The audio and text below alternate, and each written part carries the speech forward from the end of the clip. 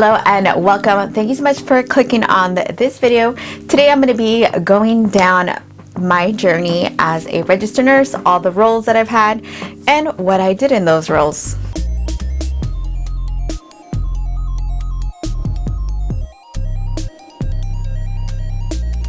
Hello, if you have never been here before, my name is Mayela and I am a registered nurse.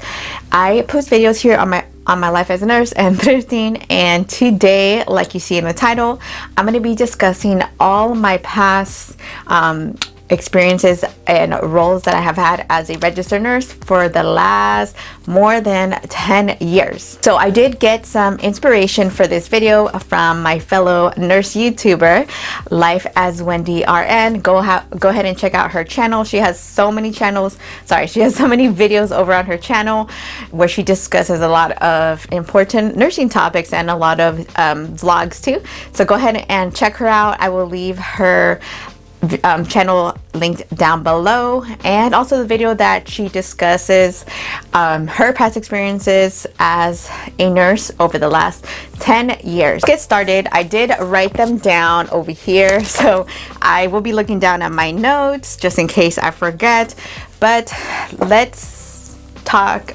just start from the beginning of my journey as a registered nurse. I graduated nursing school in 2009, which was about 12 years ago, and 2009 was the time of the recession, and it was a horrible time for nurses to graduate or anyone to graduate.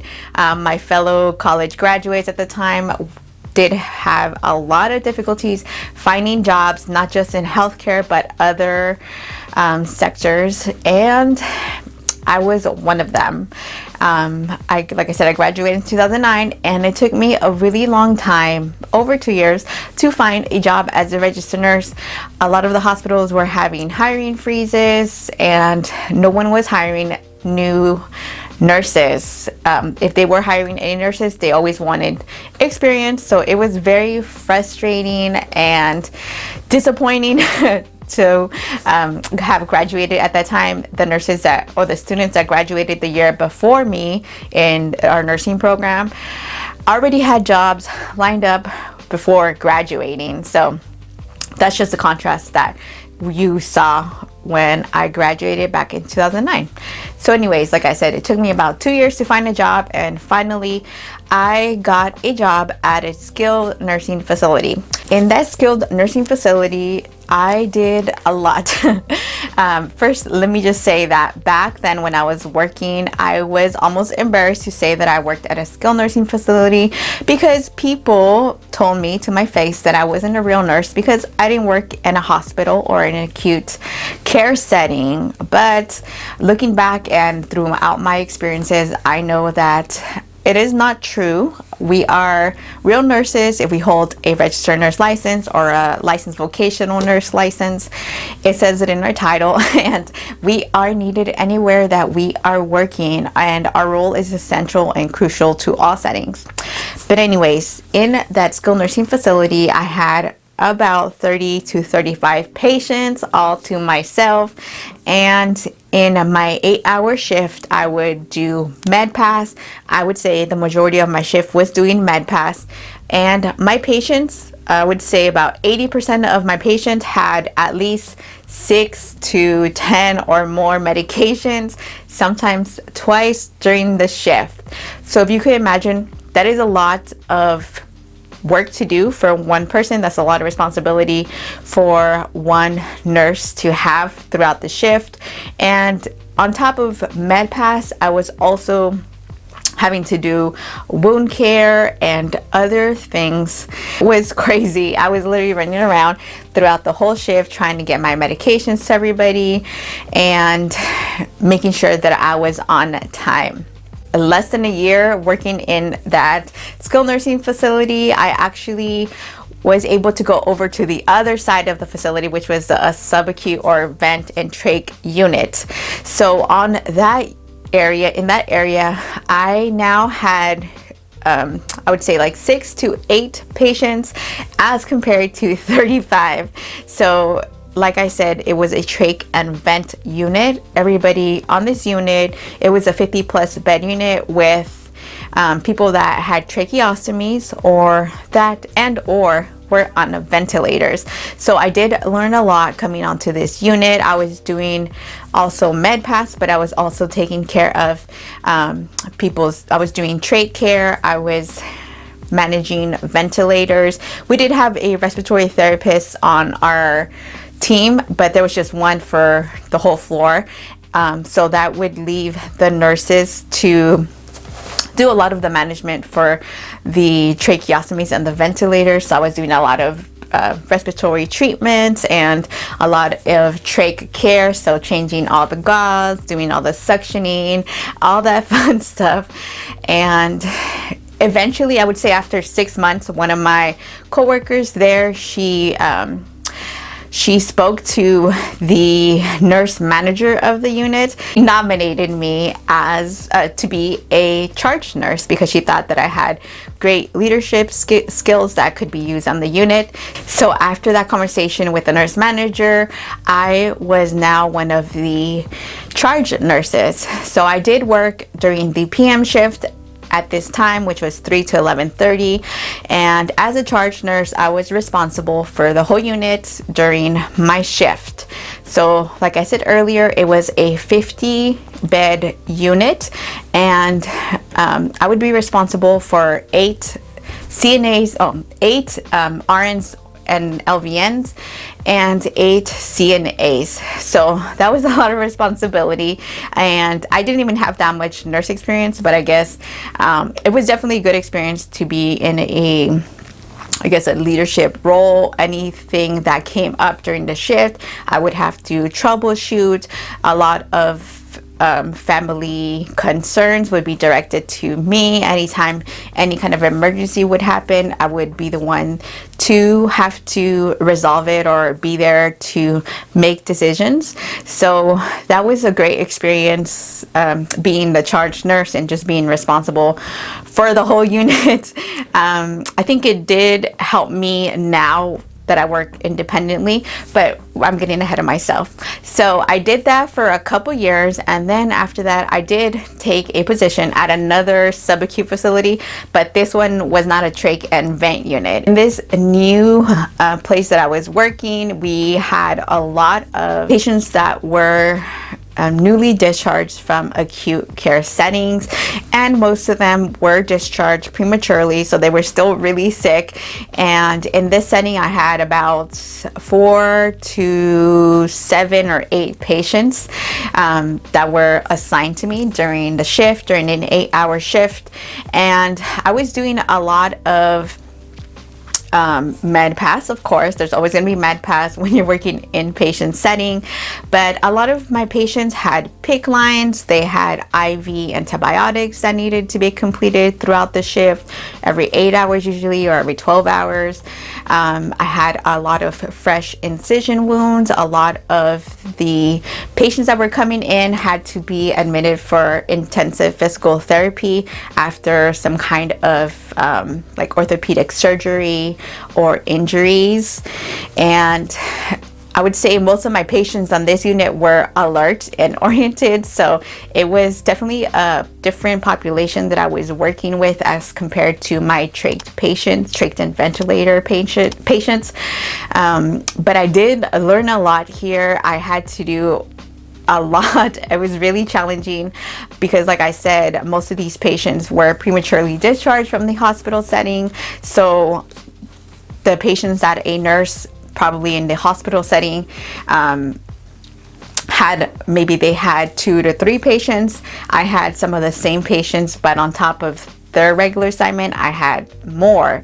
So it was really challenging. I was definitely, once again, running around trying to complete everything, trying to manage all my patients' needs, family needs, and I would say this was a point where I knew that I needed to get out of the bedside, and I made a whole video all about leaving the bedside, and this particular job is what expedited my decision to leave.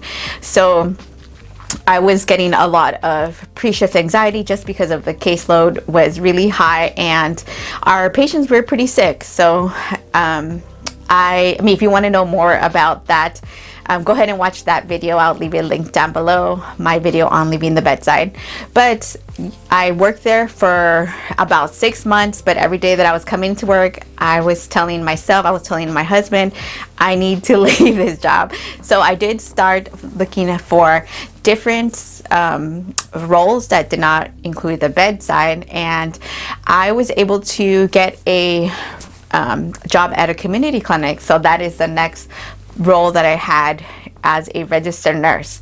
So I worked at a community clinic that is run by a county community clinic, and here my role was so different from anything that I had ever done. First of all, I was no longer at the bedside, so that was definitely a change. The hours were different. I worked regular business hours, I guess I would say, from 8 to 4:30. And I did work some Saturdays, but I was off Sundays and holidays. And in this clinic setting, I was doing a lot of more different things that I did at the bedside. This was a primary care clinic that I was working at, but they also had other specialties there. So they had pediatrics, they had a OBGYN provider there too, and sometimes there would be other specialties that would come in maybe once or twice a month, and sometimes I would assist with them. So at the primary care clinic, I was doing a lot of nurse visits, so those entailed of maybe a patient coming in with some concerns. So I would do a nurse triage. So I would visit them, check out their vital signs, speak to them about their symptoms, and if I had to consult with a provider, I would go over to one of the doctors or nurse practitioners and consult with them. Sometimes I would get recommendations, or they would get a prescription for whatever symptoms they were having. Sometimes I would have the provider come in directly to see the patient, but I did a lot of that. I did a lot of phone triage, and I was definitely just thrown into that. I had no experience with phone triage before, but I did get used to it, I guess I would say.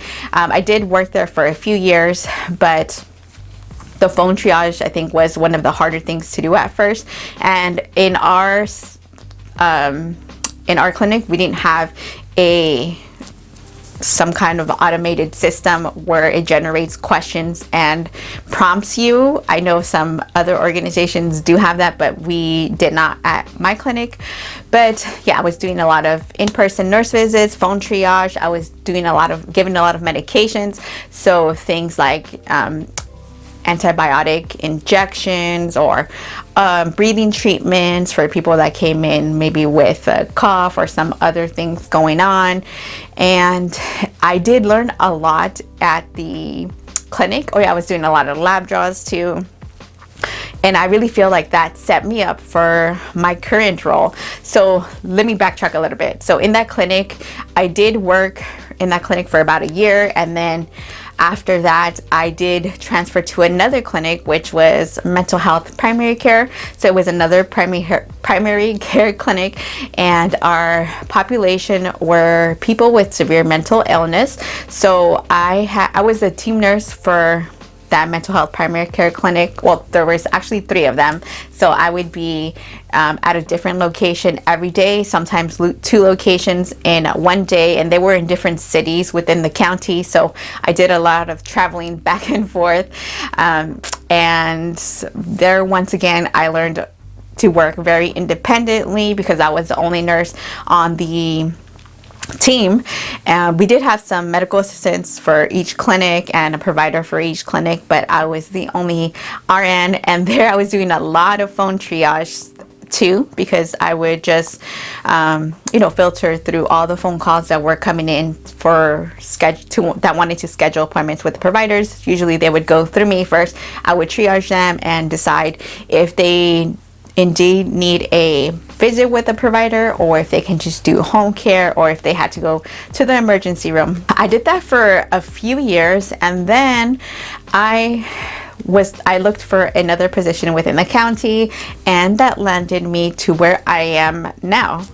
So currently I work as a public health nurse in field medicine, and my population is farm workers. So if you don't know what a public health nurse is, I made a whole video all about that, and it's my most popular video here on my channel, so go ahead and check it out. But public health nurses take care of whole communities. Like I said earlier, my community is the farm worker community. So I work in a small farming town in my county, and there I work independently, so truly independent. I am usually the only one from my team out there, and we don't have like an office or a hospital in this small town, so we work out of another organization's building, and we work really closely with this organization to care for the farm worker community. In my current role, I do a lot. So I do anything from nurse visits to doing outreach. So I'm actually going out to the farms and looking for new patients, just introducing myself, what our services are, and scheduling people to be seen by our nurse practitioner, who comes out once a week for appointments. So the rest of the week I am the one out there. I am doing a lot of lab draws, doing vaccinations, dropping off medications, providing refills, providing a lot of education, maybe on new medications, new diagnoses. I am connecting our patients with primary care providers, because we act like a transitional primary care provider.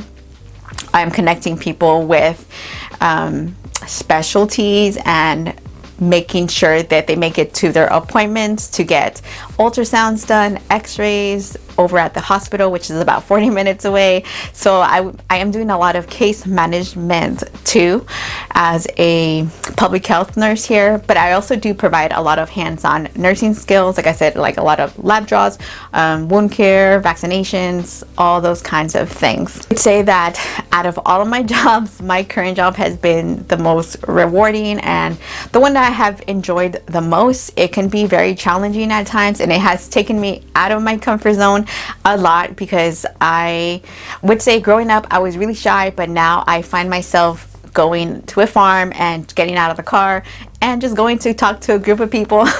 So I would say in that sense it has taken me out of my comfort zone.